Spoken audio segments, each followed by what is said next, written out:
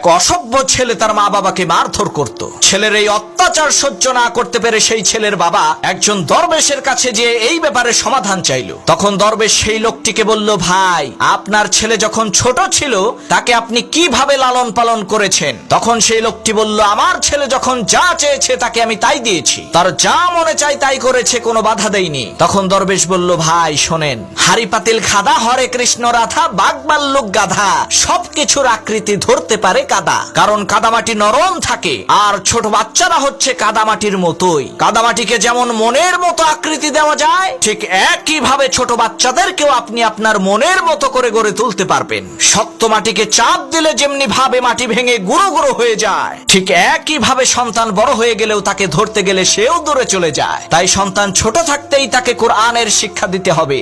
যেই সন্তানের মধ্যে দ্বীনের শিক্ষা আছে সে কোনোদিন মা বাবার সাথে বেয়াদবি করতে পারে না।